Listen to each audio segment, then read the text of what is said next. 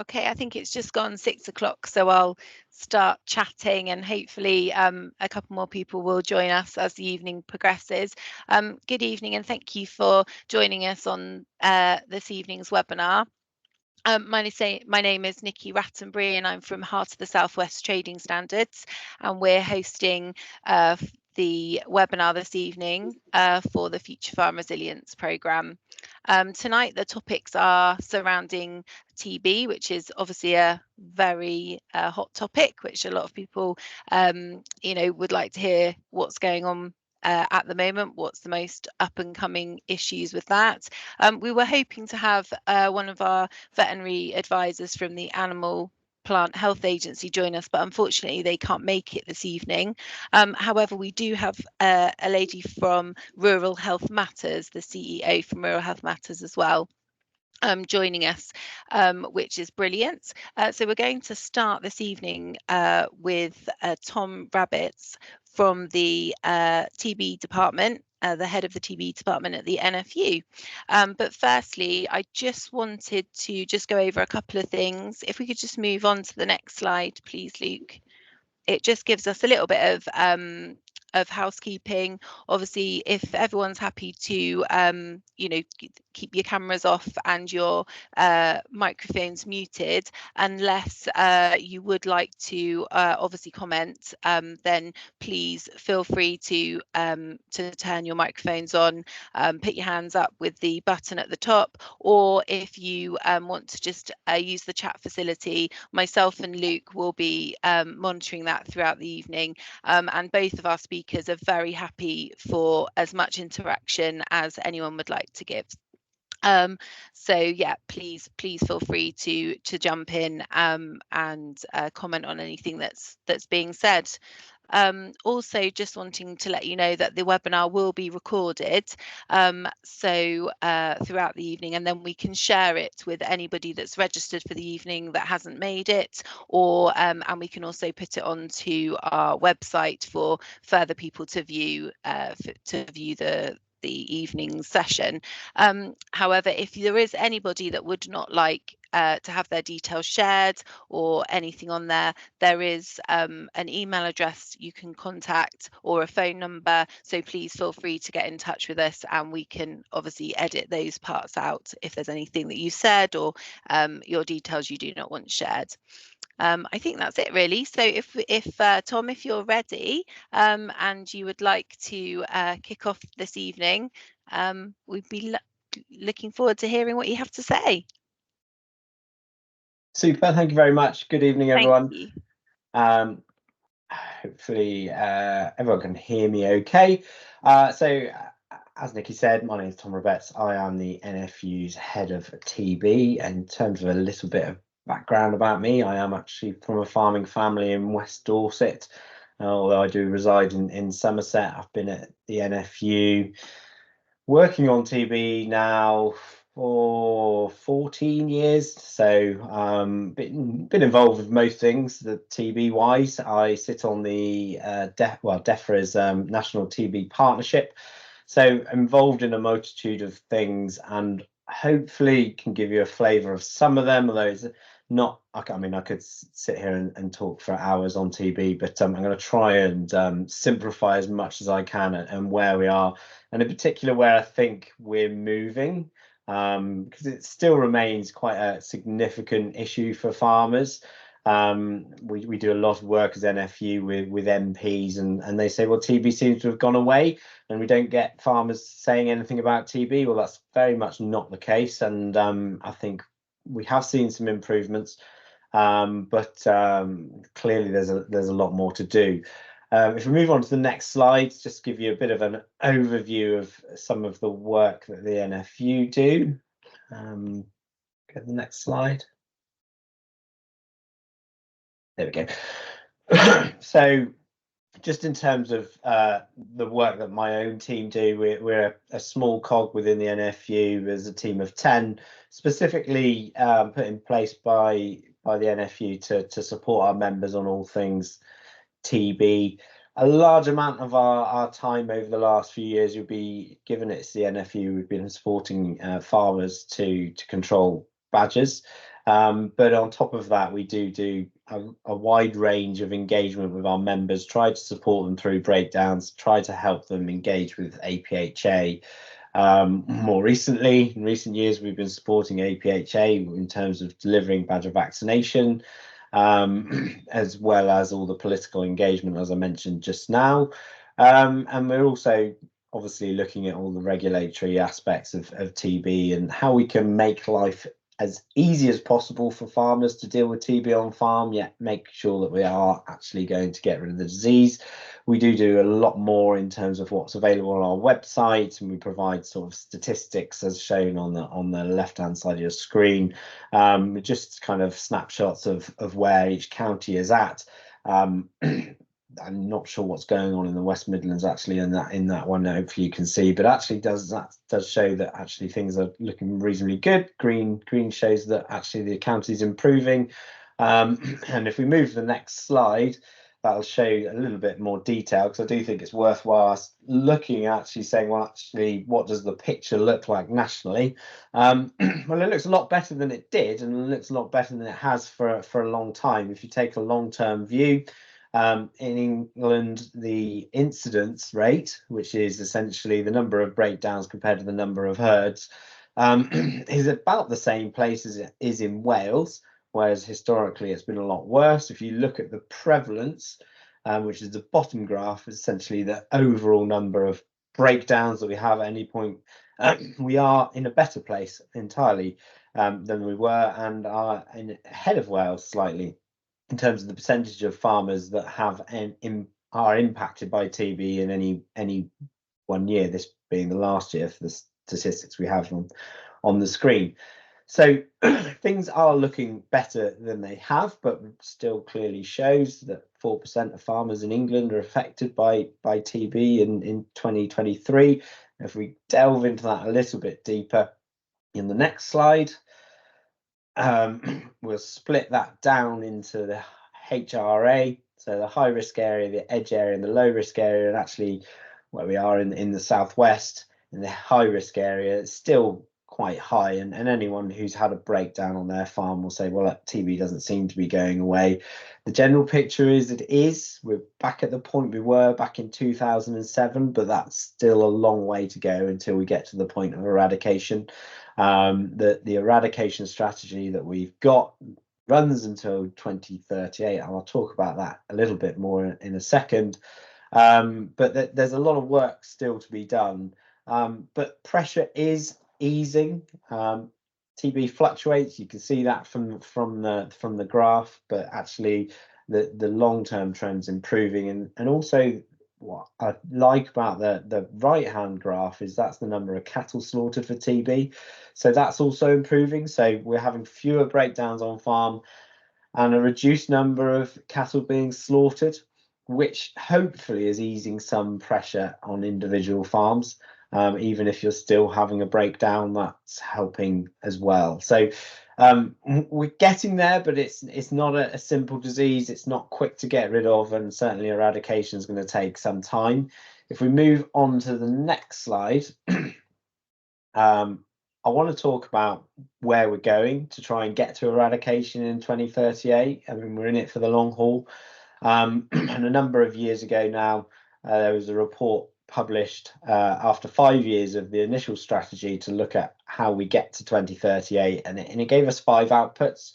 The first was to develop a deployable cattle vaccine. The second was evolve the control of disease in wildlife. Third, how we can improve diagnostics. Testing is the bane of many farmers' life. Output 4 is to improve and change behaviour through better biosecurity. Output 5 is to give farmers and stakeholders a greater say, I think, in the way in which TB policy is developed. So I'm going to go through those very briefly in reverse order. So if we go to the next slide. So talking a little bit about partnership, there have been some strides. There has been a national TB partnership which was created back in 2021, as I say. I sit on that group as a representative of the NFU. We have some NFU members and individual farmer members on that group. Tom Bradshaw, our president, sits on that group, and we sit around the table with stakeholders from the veterinary industry, from academia, from government, from trading standards, in fact, and Natural England, to try and get us in a better place and to try and ensure that actually policy is working for all. So we have made some inroads. There are some bespoke groups, which are joint working partnership between DEFRA, APHA, local vets and farmers in the low risk area.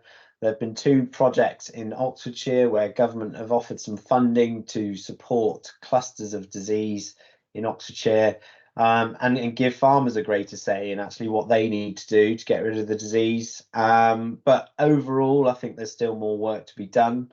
I think the problem that we face is the greater say that we have in terms of how policies develop, the greater the expectation within government that farmers should pay more. That may be right, that may be wrong, but clearly that's a hurdle that we need to overcome to really develop a true partnership. I think from our perspective of NFU, that there's still more that could be done to create a fairer say, I think would be the term that most of our members would like to see. So that's partnership. I'm going to move on rapidly to the next slide, which is about, so the output is to try and incentivize industry behavior, and I've put in biosecurity and advice. And when we think about biosecurity, a lot of the time most people think about foot dips and fencing, and actually it's more than that. So we do have a fantastic TB advisory service. If you haven't had a TB advisory service visit yet on your farm, I really would recommend it. I think for me, the whole idea of TBAS is hopefully it's your local vet who can come and talk to you about your farm. Hopefully, if not, then they can be TBAS trained, and that should start the conversation. So they're funded to come and visit and go through some simple things that you might be able to do on farm, and really start and kickstart that conversation on farm about what you might be able to do. But in terms of this biosecurity, it's bigger. It's how we prevent disease coming in on farm. And I hope most people have heard of IBTB. That's a map that's published online of where breakdowns are and the history of breakdowns. So how long herds have been clear from disease. There is a consultation out at the moment to provide further information on it, individual animal risk level, which will help when making purchasing decisions. So the idea behind this kind of output is to try and ensure that actually we're thinking about TB as we try and also farm and also be a business, and recognizing that not all the time does TB come first when you're making a purchasing decision, but actually we're giving you the tools to actually find out a little bit more and think about TB. There's a huge amount of information on the TB hub. And Checks also have a scheme which can help to assist you in terms of testing. So there has been some really good progress in this area. I'm expecting TBAS to continue with funding. And as I say, IBTB is there as a tool which you can use when making those purchases. So that's a little bit about that output. If we move on to the next one, surveillance is quite a huge topic, really. And I could spend ages talking about the skin test and the pros and cons of that, and the pros and cons of gamma test. Ultimately, the skin test that we have is a very good test. It's been around for a very long time, and the reason it's a very good test is that actually it doesn't give us false results very often. It's 1 in 5,000 false positives, and we've been using it long enough to know that we can be pretty sure the results that we're getting are pretty good. But I think we're kind of at a point, and having had discussions with the veterinary industry and with a lot of our members, that actually we think the technology is there to actually take things a bit further and start thinking about TB like you would other diseases on farm. So I said about biosecurity and the preventative measures that you can take. I think there is a kind of movement to start thinking about TB in the same way that you might yonis, and starting to think, well, where are my high risk animals? And you can do that by looking at your test results. That's the bottom bullet point there. And I know that there are a number of vets who are kind of keen to instill that kind of, well, my animals reacted to the test, but it's not a reactor, it's not an IR, but actually why is it reacted to the test, and start to drill down into how you might manage those animals on farm to ensure that actually the disease isn't spreading within the herd. There have been some improvements in PCR testing in the last 2 years. Now all reactors are tested for utilizing the PCR test, and should give us a quicker result to know whether actually an animal actually has disease. It's not easy to get a culture result back. Anyone who's had a breakdown will know that it takes time, but it's not easy to find the disease either. It can be a really difficult disease to find. It can be microscopic little lesions that you find, and then culturing the disease off of that is hard, and that's no easier for PCR. We have made some really significant advances with whole genome sequencing. We're able to see where the disease is moving, the direction of spread, where it is linked locally, by delving into the DNA of the whole genome, and actually getting that sequence which tells us actually whether it's spread from cattle to cattle, whether it's spread from wildlife to cattle, from deer, and how closely all of that's linked, which gives us a much better picture of what the disease looks like locally. A couple of years ago, we had an increase in in testing to 6 monthly, I should say, and that did give us a spike in breakdowns.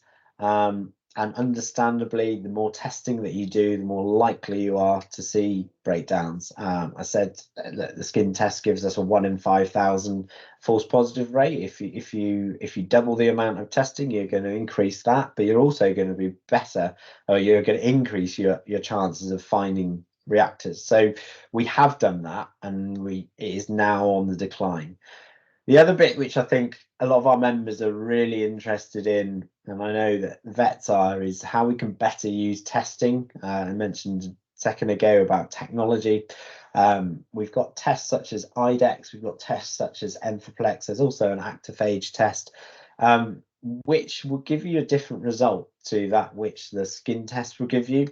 And it helps you to kind of start to identify the risky cattle within your herd. The problem we have is that bovine TB is a notifiable disease, and government have a responsibility to control it.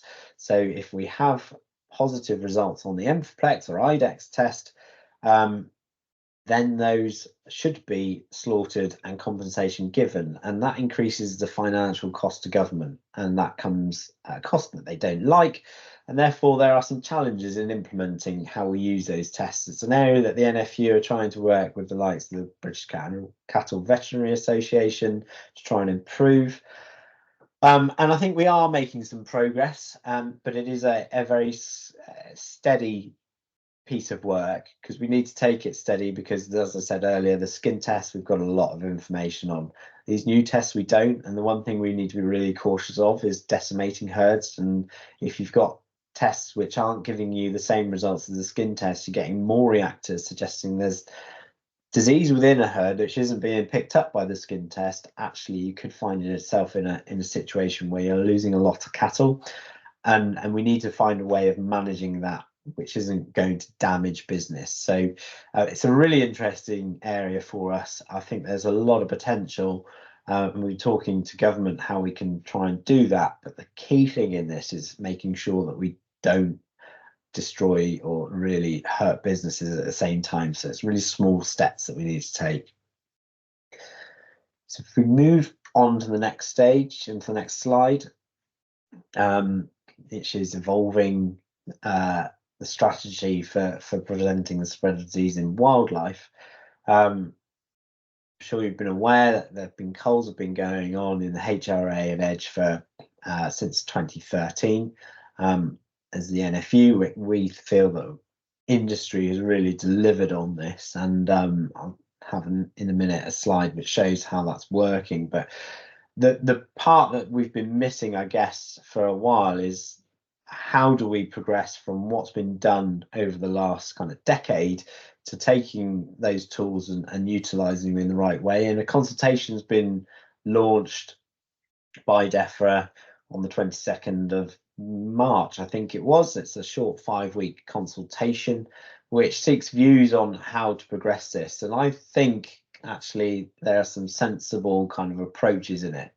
The idea being that they want to actually look at disease in clusters and able to utilize some of the whole genome sequencing information that we have, draw down to where there is a localized disease issue, and if there is indication that that disease is spread by badgers, so you take out the breakdowns which are caused by cattle movements, then you could utilize culling within that cluster, but you could also use whole genome sequencing in badgers once you've done that culling to actually start to understand what the disease looks like. But if there's not enough evidence to suggest that there is a need to cull, actually it might be that there needs to be other tools deployed in that area. Maybe that there needs to be improvement and highlighting knowledge transfer on biosecurity. It may be that actually badger vaccination might be a better tool to use in terms of a preventative measure. So badger vaccination features still quite heavily in all of this and in the consultation. The idea being that actually you reduce the disease if you do cull in badgers to a point where it's very low and you can't find it anymore, and then you would turn to badger vaccination after that to provide an exit strategy and prevent disease within any of the remaining populations. So that's currently ongoing. If we go to the next slide, just to kind of, NFU, as I say, we've invested heavily in culling. We think it has made a really significant impact. There is data that shows that actually after 4 years of culling, for the areas that we have data for, you can reduce the number of incidents by 56%. That's just off the raw data. There has been peer-reviewed data published back in February, I think it was, from APHA, which demonstrated a similar result from last year's data. So I think there is a growing body of evidence that shows that culling can have an impact. But if we look back at if we think back to the statistics I showed at the start, look, it's part of solving the problem. It isn't going to solve the problem entirely. We still have to do all the other elements, and that kind of takes me on to the final part of the outputs, which is on the next slide, which is all around cattle vaccination. So I think there is a big expectation that cattle vaccination will have a major impact, and we've been holding out for that for some time. For as long as I've been working in TB, it's been 10 years away, and it remains 10 years away. But actually in 2021, it was meant to be arriving next year in 2025. I don't think we're quite there yet. We're a little bit away from it. But in terms of the vaccine itself, look, it's the same BCG that humans have. The BCG goes into badgers as well. And it's been used for a very, very long time. In fact, BCG was actually developed using cattle. But one of the problems that they found with BCG in cattle was it actually didn't last for particularly long. Unlike in humans, where you only need it once, actually cattle need revaccination annually. And that remains the same. The problem we have with BCG, actually, before we go on to that, in terms of how it protects cattle, there's some varying evidence around it. A lot of the evidence we have is from kind of places like Ethiopia, which aren't necessarily representative of UK cattle herd, but do give an indication. I mean, in Ethiopia recently, they were able to reduce TB by 89% using a vaccine. In other countries, it's been a bit lower.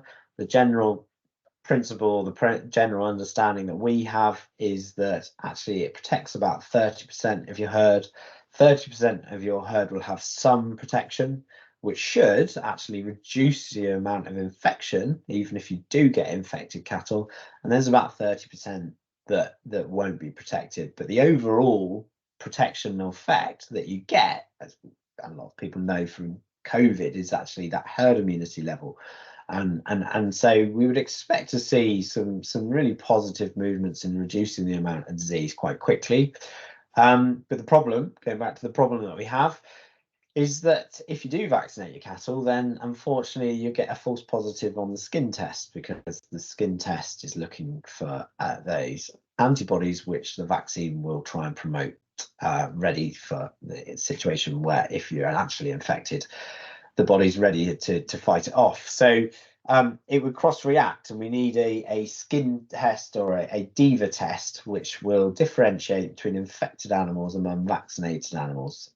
And we call that the DSTF, which simply means the DIVA skin test fusion, because it's a fusion compared to the skin test that we use at the moment. I think there's some more information out on the next slide. Move on. Yeah, so I mean, as I say, it is a skin test.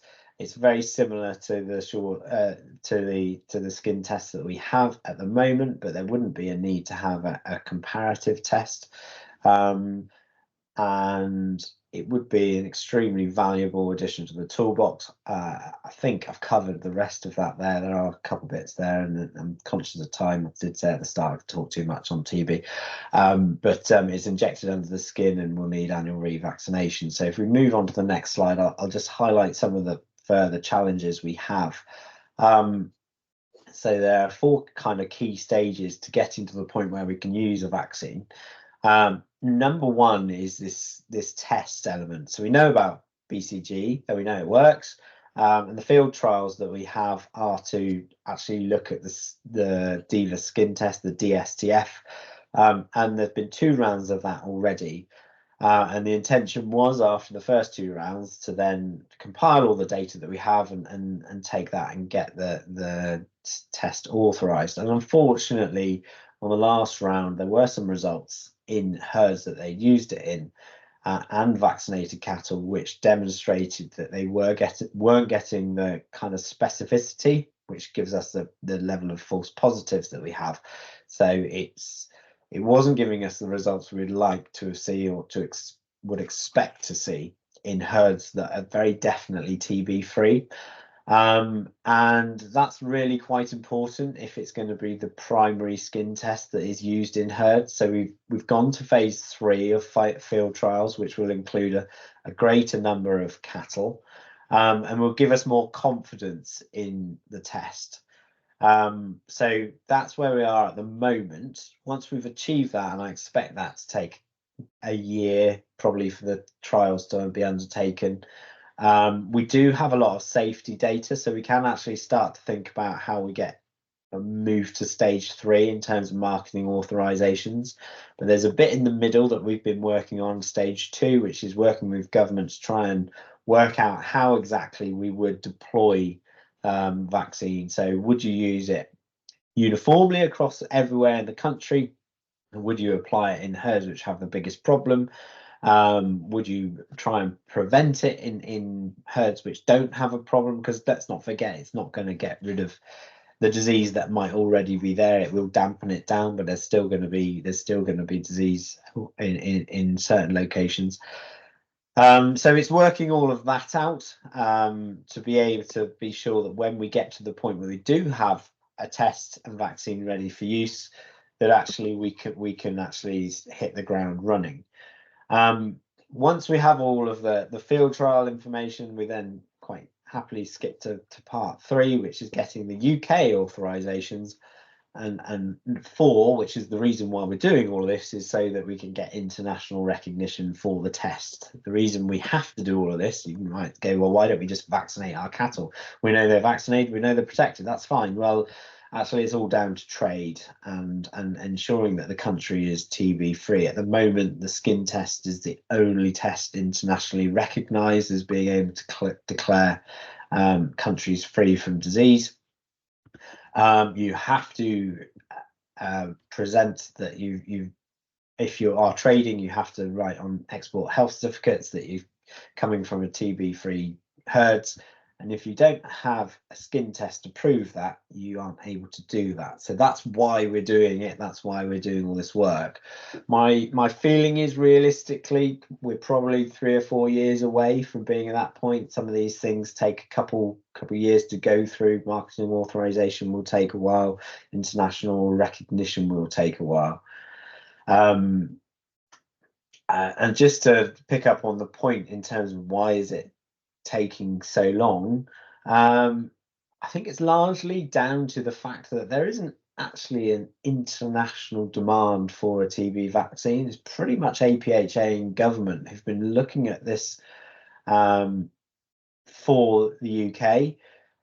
We don't have multinational companies thinking that they're going to make some money from selling vaccine and therefore throwing lots into its research. It is government having to fund it, and the scientists that they have in APHA are some of the best that there are available to do the work. But ultimately, they've only got the resources that they've got. So they don't have the wide reach that they have to work internationally, as we did during COVID.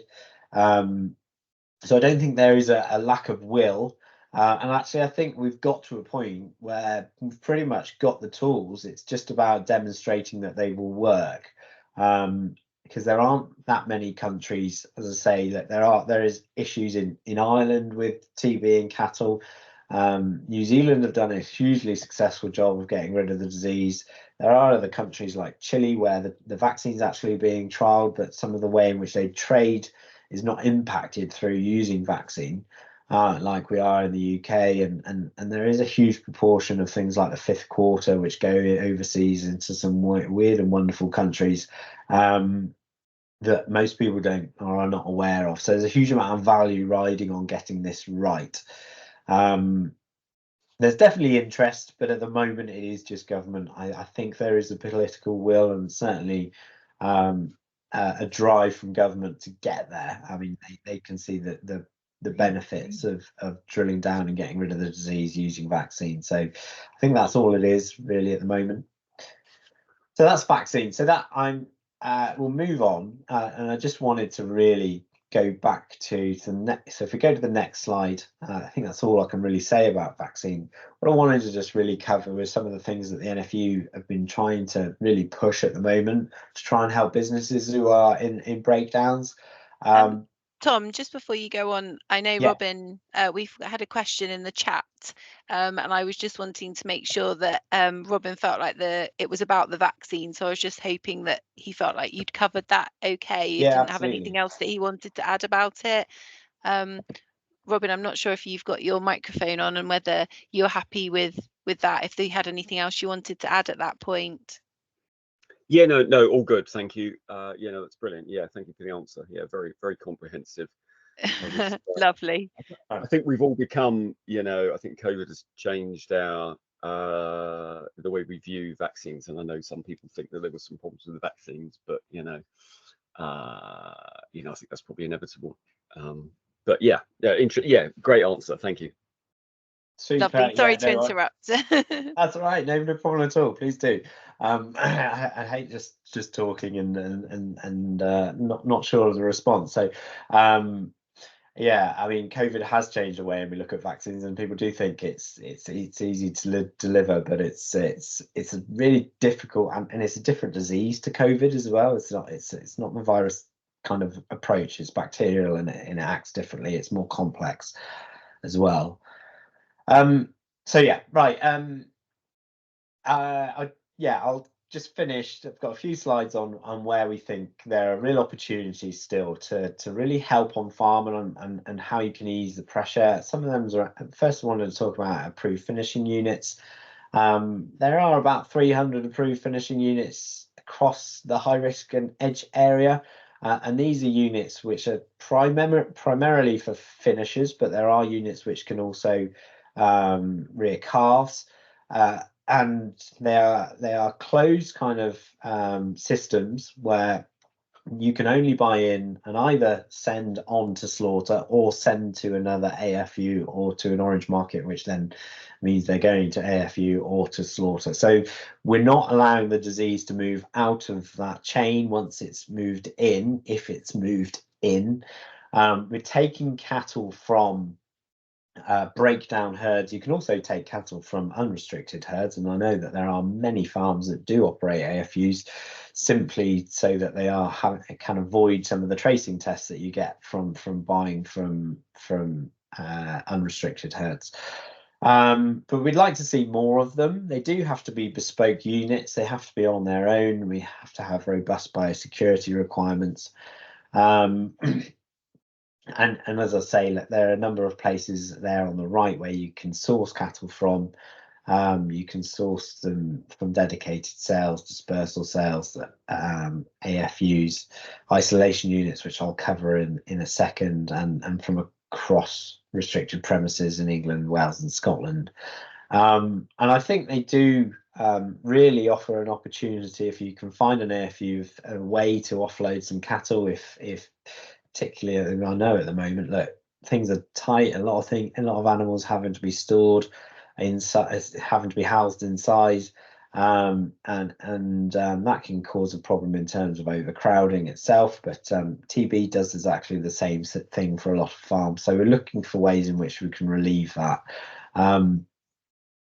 Similarly, if anyone was looking to set up an AFU, that there is a raft of conditions which on the outset look quite onerous, but actually working certainly with your vet and with APHA and with ourselves, we can help to make that quite a simple transition. It does require some investment, and it does require adherence to the rules. We want to make sure that we're moving disease in one direction only, and that it's safe and not going to spread it.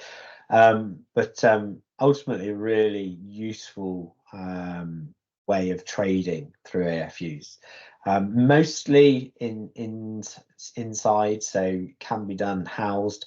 There are some which are grazed, but to graze them, most of the HRA and the edge, unless you've somehow outside of a cull area, you do have to have an enhanced level of biosecurity at pasture, and not everyone has got that available to them without a lot of investment. But the housed AFUs much more simple to put the biosecurity in place.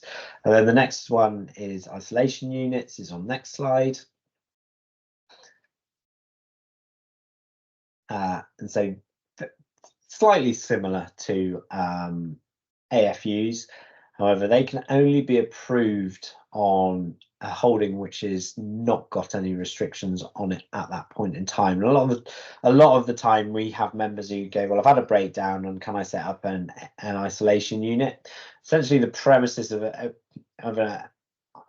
an isolation unit is that you put animals into the unit, and after 2 clear tests, 60 days apart, those animals are declared TB free and then can go back and put in the market. Unfortunately, you can't do it if you're already under restrictions, but if you have a history of being in and out of restrictions, you could identify a building which is on its own, which could be approved as an isolation unit, as providing that you meet the terms and conditions in terms of biosecurity. There is the possibility to have grazing if you're in an area of the HRA where disease in badgers is considered to be endemic as well. So they can relieve pressure on those herds which are restricted, and are a good way of moving animals which have not tested positive in the past into a particular unit, keeping them closed again, making sure that disease is unable to get into that unit, and ensuring that it can't get out. And actually, if we've had 2 clear tests and severe interpretation, having a way to market for that unit, and that will then go TB clear within that unit.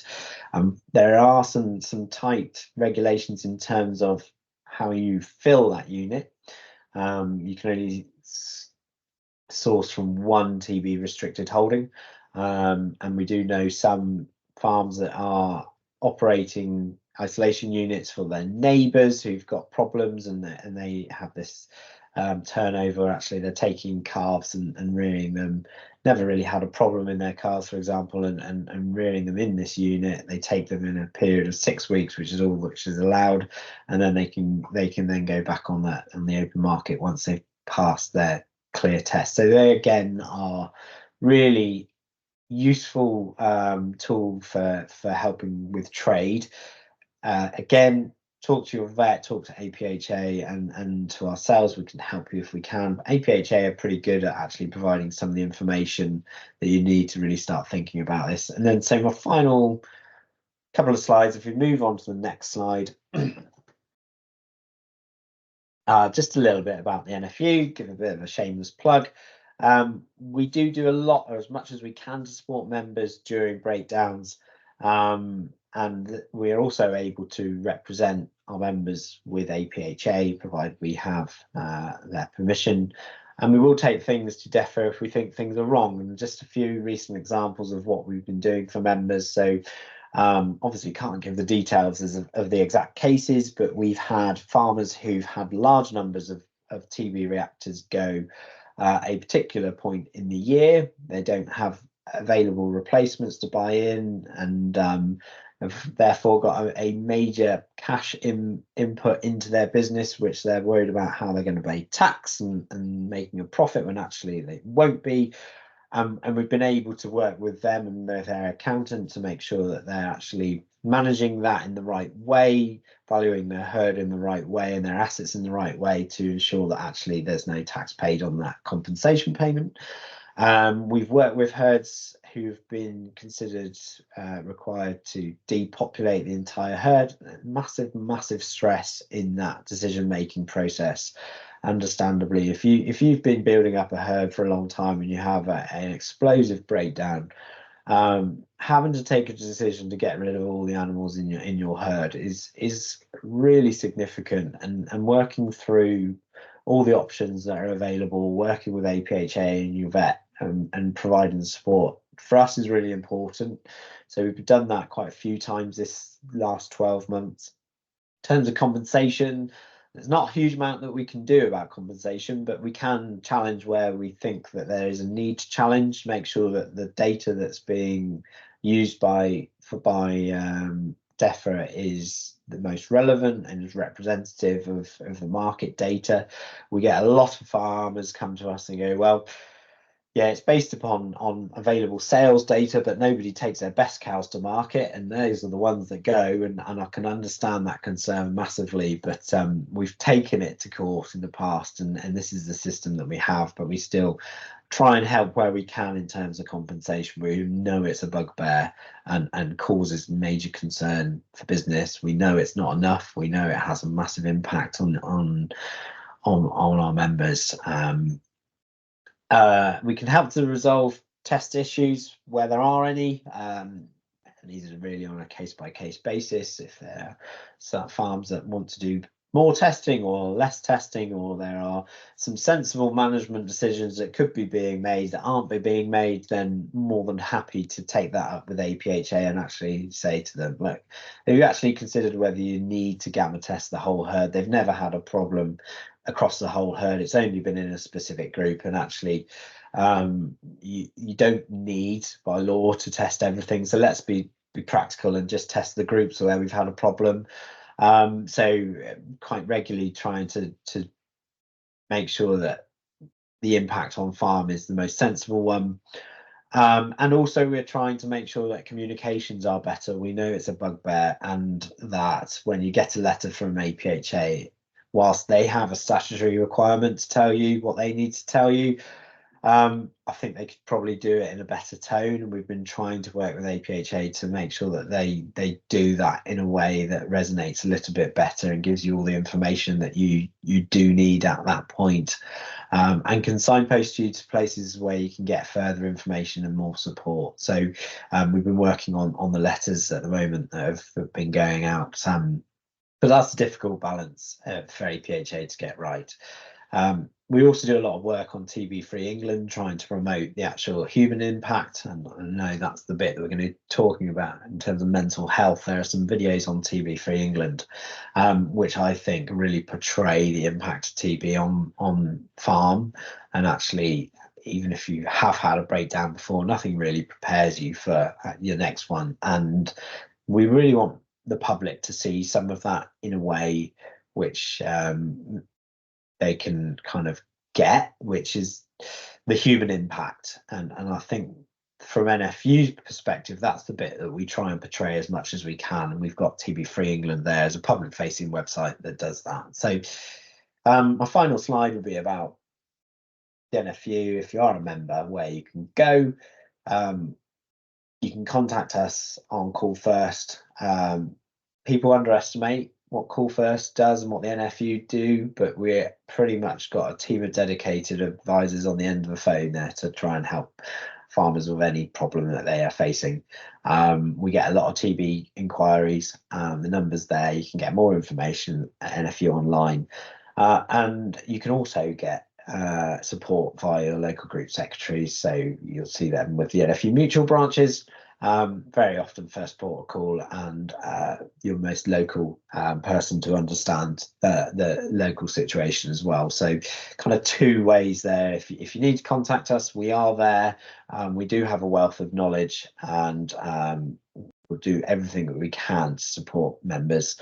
I talk a lot about members because I've work for the NFU. Clearly, I have to say we do a lot of work for non-members on TB when we probably shouldn't, but if you're a non-member, we recognise the problem that TB is on farm, and also want to try and support everyone through that. So there's no harm in chancing your arm as well. And that's it for me. I hope that was useful. As I said at the start, I've spoken for way too long. If there's any questions or anything, I'm more than happy to take them. That's brilliant, Tom. Thank you. Every time I hear, some more on TB, it's something new that I didn't know about. So I think it's ever evolving, and so it's really topical to keep bringing it to the front of what's going on at the moment. Really, I'll just give a moment just to see if anyone does have any questions or anything that they wanted to comment on from your presentation. Nope, I think everyone's quite quiet. You're lucky. I have got I've just got a couple of things myself, if that's okay. I won't keep you too much longer. It was just, you mentioned about the TB advisory service visits with TBAS, and I just wondered, obviously I'm assuming TBAS have a website, but I just was, if anyone did want to take that option of having, I've been present on a couple of farm visits when TBAS have done them. They came along with us on some of our trading standards visits actually, and they are massively knowledgeable. So I just wondered, if somebody wanted to do that, what's the best way of sort of contacting them? So I guess there's a two-pronged approach. You can either try your vet. Hopefully they will have someone which is TBAS trained, or there is a website and helpline. I'll put the details in the chat in a second if you like, Nikki, and it's there if anyone needs it. But you can call the central number, email them, and also try your vet. Oh, super, thank you. And the other thing was just about the TB breakdown history. I might have missed it, but was that public information? So because I know we get obviously notified on the what's in the breakdown status, but I didn't know if anybody has access to that. So in terms of IBTB, yes, you can go and look to see any holding which has a breakdown. It's been available for a number of years. They now added a further layer in which you can look to see how long a herd has been TB free. So it gives you the number of years that every herd in the country has been TB free as well. So anyone can go to that. It's ibtb.co.uk, I think. But again, I could put that in the chat as well. Oh, that'd be really helpful. Thank you. I think that's it. Yeah, if nobody else has any questions, if you'd like to stay for the rest of the evening, you're very welcome, Tom. But equally, if you would like to head off, that's totally fine too. No, I'm absolutely keen to stay on, so I'll stay. I'll just Ah, thank you ever so much. Sure. And now, if hopefully Melanie is ready. There we are. Hi, Melanie. Thank you for joining us as well this evening. Melanie is the CEO for Rural Health Matters, and if you're ready, I'll let you take it away. Okay, thank you. So yeah, I am the CEO and founder of Rural Mental Health Matters. We're the only organisation that represents the rural voice for England and Wales, but we're not funded, which is probably why you haven't heard of us. So we've been campaigning kind of on the back benches, so to speak, for quite some time, since we founded the organisation back in 2019. And we were invited to the EFRA public inquiry into rural mental health back in April 2022. And we gave evidence along with a number of other organisations, some from the veterinary profession, some from farming. There was Mind, lots of other organisations, and the EFRA inquiry, the EFRA committee, listened to all of the things that we had to say, and they compiled their report, which was released in May 2023. And this slide here is the government's response, which was 2023 in November. Now, there were some serious concerns raised over the fact that people living rurally are at risk from isolation, from suicide, lots of things, because there's no support in rural areas for them. If you can go to the next slide, please. Okay, so as I said, we're a Dorset-based social enterprise. I don't think I said that actually, but we are the only organisation for England and Wales, and around 1 in 5 of the population live in rural communities. It's actually quite significant. Well, there isn't anything there for rural people when they want to get access to any sort of health or even basic essential services. We are the only organisation that represents the rural voice in England and Wales. There is an organisation in Scotland that's been going a few years longer than us that seems to be making some headway. Now, Dorset has a population of around 46%, which is a lot higher than England's population of around 20%. And just to give you an example, the support services for mental health and physical health services are based in larger towns and conurbations. So they kind of expect people rurally to magically get there because obviously we've got little to no access to public transport in rural areas.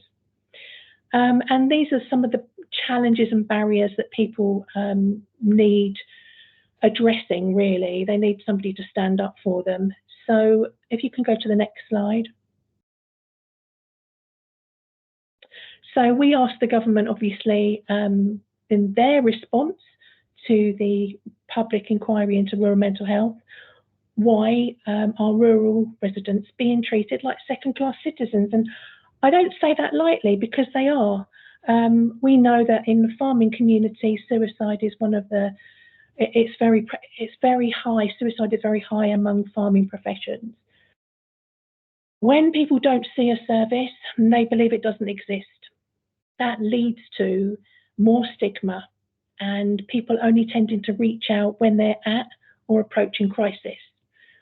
Now, this just has this knock-on effect in rural communities that are just left isolated. A lot of people move to rural areas when they retire. They're fit and healthy when they move, but as they become older, they may not be able to drive anymore and they find themselves stranded and isolated. And having to travel further and having to travel many more hours, many more miles, has a massive detrimental effect on people. We can have the next slide, please. So as I said, the government published their response to the EFRA committee, and the EFRA committee's response to the government's response was that they felt that there was a massive degree of complacency from the government. And I'm trying to be polite here, but the government basically washed their hands. So they didn't listen to any of the evidence that we gave, all of the people that gave evidence from the professional point of view, from the lived experience point of view, of how difficult it is for people living rurally to get access to support. And they basically said the rural community have everything they need, all the funding and all the services, and that was it. The conversation hasn't ended there. I am still working at government level, but it's very difficult when you're not funded. One of the things that we called for was accountability. So, for example, lots of national organisations are given lots and lots of money, millions, to provide mental health support services across the country. But what they tend to do is they tend to set up in larger towns and cities and expect people rurally to magically get there somehow. And we've discussed already the barriers and challenges for people living rurally to try and get to these services. If we can have the next slide, please. Okay, so we were obviously really concerned about this because we've had lots of different projects going that we've had small pockets of funding for, where we've been able to connect with the rural community and find out from them exactly what they need.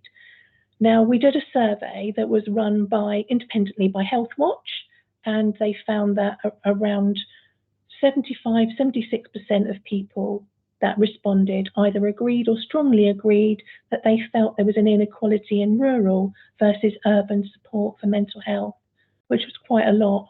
We had a lot of people saying things like they felt unimportant, they felt that like they didn't have a voice, that they're expected to get to a service and they can't get there, maybe they don't have access to a car, and lots of people feel that they're not really listened to and they are kind of ignored.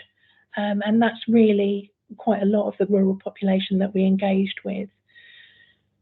So we have been asking really more campaigning for more services to be in rural areas. Now, we understand there isn't this budget to put service in every single town and village in the whole of the UK, but there are ways that we can do it. If we can have the next slide, please. So what we'd like to do, if we have the funding, is to provide rural wellbeing community centres in larger rural towns throughout England and Wales, and from those towns to have mobile outreach. Now, what that service would look like wouldn't be all plastered with mental health.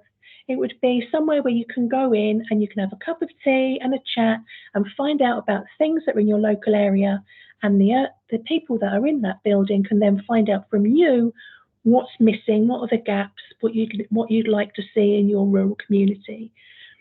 So that's what we're trying to do. We're trying to campaign for community wellbeing hubs, and from those hubs as basis to be mobile outreach. So, for example, in some areas that mobile outreach might look like a 3.5-ton display vehicle. It might look like a 16-seater bus, depending on the roads, or in some areas it might look like a single-decker bus. So it doesn't necessarily have to look like a particular vehicle. If we can have the next slide, please. So we want to make sure that people feel listened to, they feel seen and they feel heard. And obviously these are the 4 key things that we've got. Things need to be visible, accessible, inclusive and supportive. And people need to be able to get support much earlier on, way before they're at a crisis. Because there's loads of statistics out there that tell you that when people get support much earlier on, way before crisis, that can actually prevent suicide. So it's really crucial that we get that. One of the other things that we called for in the inquiry was that we have parity of esteem. Now, the government's often talked about this. What that means is giving equal funding for physical health to mental health. Now, the reason why we want that is because what affects us physically affects us mentally and vice versa. We don't take our heads off when we go out if we're not feeling mentally well, and vice versa, the other way round. And when people say to me, oh, well, that doesn't really impact them, it does. It really does. So if you've got chronic pain, if you've got any kind of physical disability, that's going to impact on your mental health. But we are still treating people in this country separately in boxes. So they'll go and fix your leg if you've got a broken leg, but nobody will ask you how you're actually feeling and how that's affecting you mentally and emotionally. Next slide, please. And this last slide is just really our appeal, really, because we'd love to get the community wellbeing hubs and the wellbeing on wheels on the roads. But we really, despite everything we've tried, it's really difficult to get funding. I myself, as the founder, I'm not on a salary. I haven't been for the last 4.5 years, but I believe passionately that we do need to support people living rurally, because there's a fifth of the population there that just feel unseen, unheard, and unimportant. Now, the positives here are we are working really closely with the Centre for Mental Health.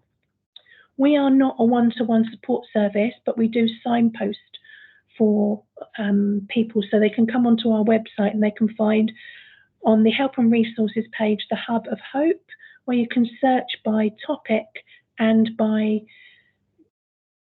the name of the subject that you want and the postcode where you live of what is support is in your area.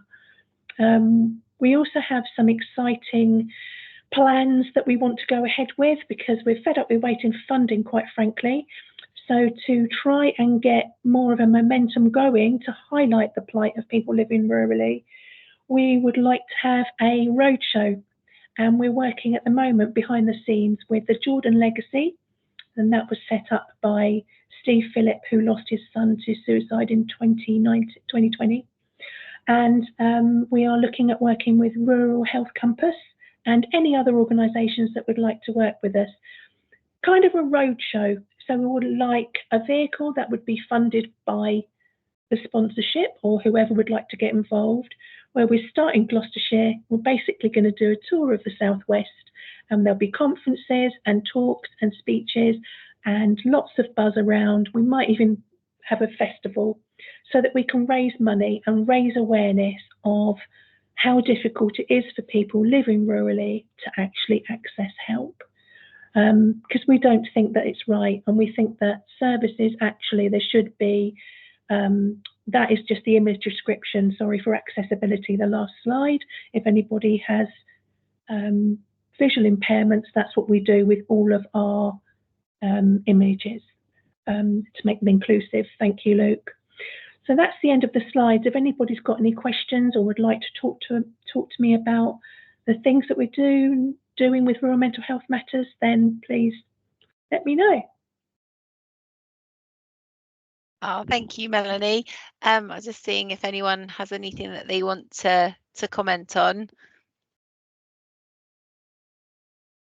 I, as ever, have something that I wanted to ask you about, really, and sort of something that we, as officers, have noticed as well, is about the accessibility for people getting, due to cost of living, like the money towards their heating bills and things like that. And I know we've been doing some work with Citizens Advice locally in kind of North Devon and West Devon, and they were saying that only sort of 50% or just over of people actually, mainly in the towns, were obviously getting that, accessing that funding that was available, whereas a lot of the community are rural and they just weren't accessing that funding. That I don't know if it was that they weren't aware of it or they just didn't think that it applied to them or whatever, but there's a lot of elderly people living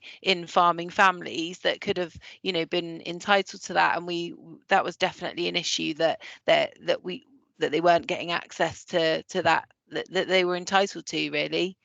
that is completely right, and that this, well, not having wrong, but Yes. it's right what you've raised, because this is just highlights the example where I say that when people don't see a service or know about a service, they believe it doesn't exist. So what happens is these initiatives and these projects are all, talked about in urban areas, because that's where basically the services headquarters are. So everybody seems to know about it in the larger towns and cities, but they don't think to make the effort to go outreach to people living rurally to tell them about it. And it wouldn't take much. It would only take, popping up at the village hall or having a little in the foyer of Asda or something like that. It doesn't take much. It's not going to be a lot.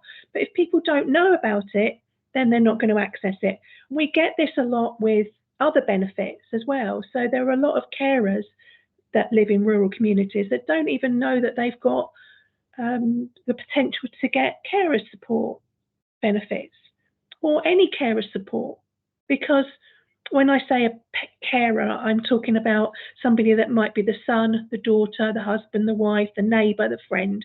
I don't mean paid carers. So there's so much that the rural community are kind of cut off from because they're not told about. And it doesn't disseminate even into the primary care network, because GPs have enough on their plate dealing with medical stuff.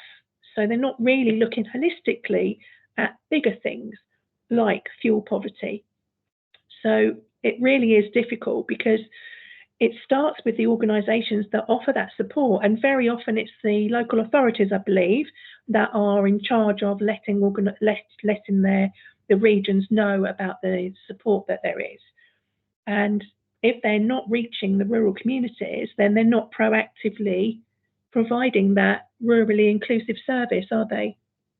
No, that's it. And I know as well that when you were saying about sort of having these community hubs and these mobile kind of outreach vehicles, I think that is without a doubt the best way forward. We did some work with the outreach teams for the NHS when they were doing the COVID jabs, Yeah. and the uptake was so much more when they sort of created these little vehicles to go out, and they were doing pop-up COVID jab sessions at the local livestock markets and things, and we went along and did our we took our rural support leaflets and things, and yeah, the first time they went there wasn't that much uptake, and then they go back and sort of a couple of weeks later, and they were then bringing their elderly relatives in to have their jabs, or their they were coming to have it themselves, and it took a minute or two for word of mouth to get about, but once they'd sort of done that, then the uptake and more people were being jabbed. Exactly. So it's a really ripple good effect. It's a ripple effect as well. So when people get used to the services coming in, like I said, it wouldn't be plastered with mental health. It would just be all things well-being. And with the community hubs, our vision would be to have it kind of like a cafe coffee shop, and the same with the mobile vehicles. And then on those mobile vehicles and in the community hub, some people don't really want face-to-face. They don't really want to be around people, but they might want to come in and just get a leaflet and go. Or they might want to come in and access the internet, because there'll be internet points on the outreach and the community hubs. But we'd also invite other organisations that don't have a base in rural communities to come and join us. So we kind of have like a one-stop shop in the community hubs. So for example, on a Thursday afternoon, there could be Mind there, or on a Friday morning, there could be somebody from Rabbi, the Rural Agricultural Benevolent Institution. So it depends on what services there are in the areas, in the regions, but they could join in with the community hubs and the outreach. And that's just going to enrich people, because they'll be able to find out what's going on. Because often with mental health, unless you've kind of had a situation where you've needed help, or you know someone that's needed help, we always say it's only those in the know that know where to go. You only know what you know. So if you haven't experienced any of that, and then you look around you and you do not see a service, you can often think to yourself, well, that must just be me then that's not feeling quite right with my mental health. Because if it was other people, there'd be a service. And then that, you know, that stigma just increases, and it just becomes like this behind closed doors thing. And that's what we need to address, really. I mean, if you're looking at the Southwest, very much it's the second largest region in England and one of the most rural. So the average is around 20%, isn't it, for rural population, 1 in 5 in the UK. It's around 35 to 40% in the Southwest. And as I said, Dorset's 46%. And if we look at Cornwall, they have 1 acute hospital for the whole county. And that's just ridiculous. So, you know, there are ways and means for if people really wanted to do it. There are lots of things that are going on in the country. I don't want to make it sound doom and gloom. There are lots of little places that rural hubs, the Warwickshire Rural Hub, for example, I can't think of another one off the top of my head, that are doing really good things in rural communities, but they're not joined up. And we need really a sort of equity of services. Shouldn't be a postcode lottery of just because you live in that rural area, you get something. And if you don't live in that rural area, you don't get anything. No, I completely agree with you. And I think the work that you're doing is amazing. And hopefully, like you say, you can get that ever wanted funding that every department and, you know, every organisation wants. But fingers crossed, if you just keep campaigning like you are, and, you know, and other organisations and services can help you out to kind of, you know, grow it, then hopefully, fingers crossed, it'll gather some more legs, and actually you can achieve what you've been really set out to, because it's a great idea. You know, it's amazing. It is a great idea. And the funny thing is, I often have organisations saying to me they have people that don't attend. So, and then trying to work out why they don't attend their appointments. And you think to yourself, well, that's because they can't get to you. So if you were to just think outside the box and maybe speak to people and say, look, I see that you live in this area, it's 20 miles away and there's no bus. Can you get to us for your appointment? If not, you know, things like a taxi. It's something simple like that. It's thinking outside the box, instead of just saying, you know, they're not attending and they're not coming. It's all about doing things with people in the rural community rather than to people. It needs to be a two-way thing. But yeah, I've seen really great things happening in Scotland. They've done the National Rural Mental Health Forum in Scotland, and they've done things like Highlands and Islands project. You can imagine, can't you, in Scotland, and the rurality where you might have like 10 people on an island. And even, you know, there isn't even a shop. So you have to get a ferry to get to Tesco's. You know, you can't imagine it, can you? No. And if they can cope with it, if they can manage to have outreach there, then surely we can do better in England and Wales, you know. Yeah, I agree.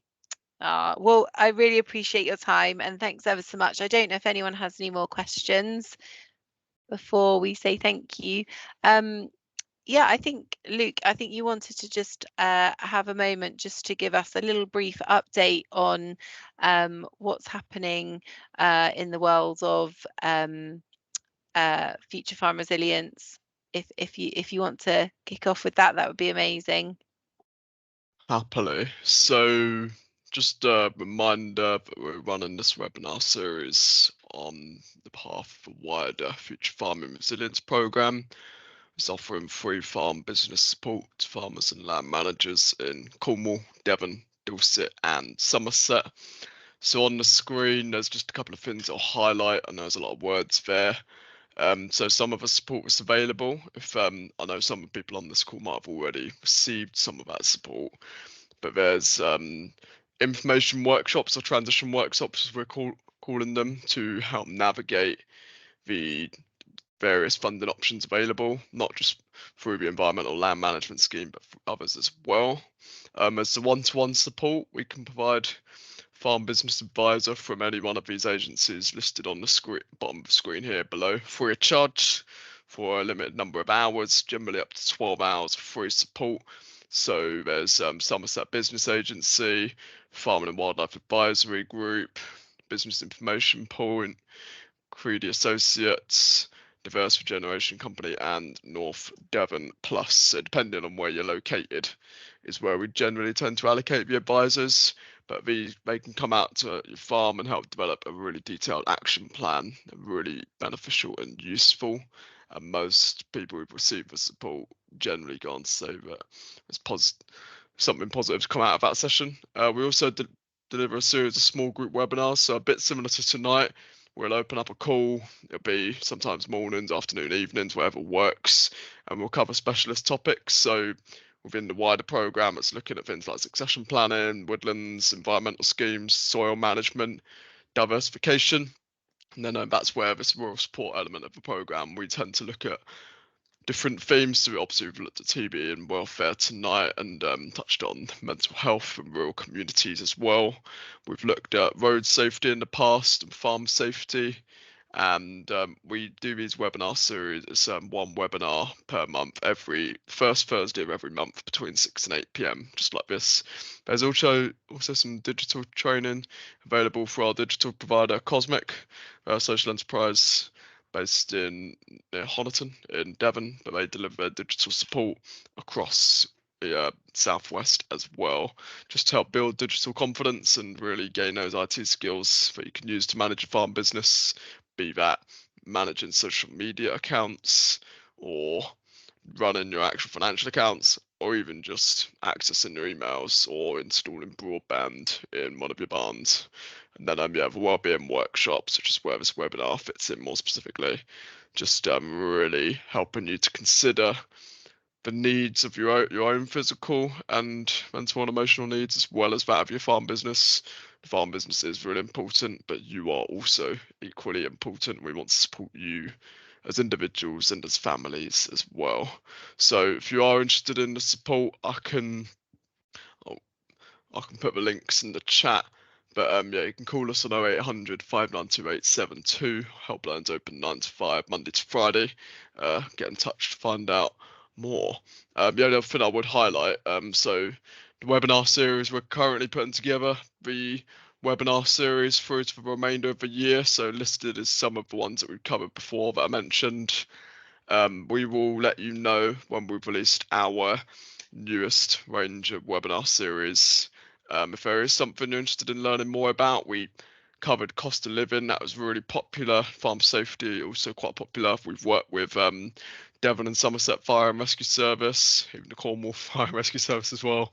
But we've worked with Devon and Cornwall Rural Crime Police, Step 1 Mental Health. We've got quite a wide range of rural support partners, similar to Tom and Melanie who've spoken tonight, who are part of our network and are keen to share about the support they can provide through their various services. So if you're interested in learning more about a specialist topic of some sort that's come to mind, feel free to get in touch, and we're more than happy to allocate some resource towards developing a webinar on that topic.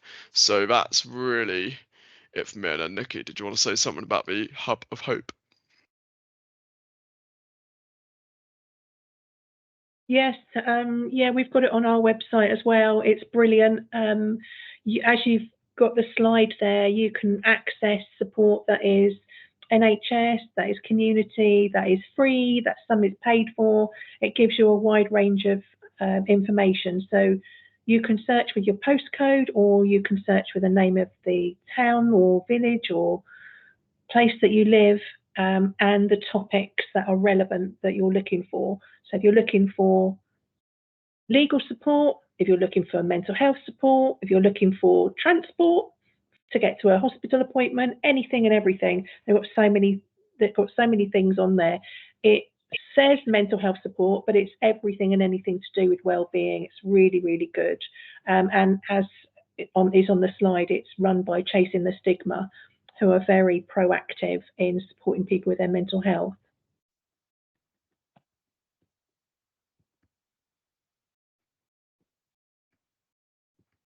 It would help if I wasn't muted. Nikki, was there anything else you wanted to chip in and say?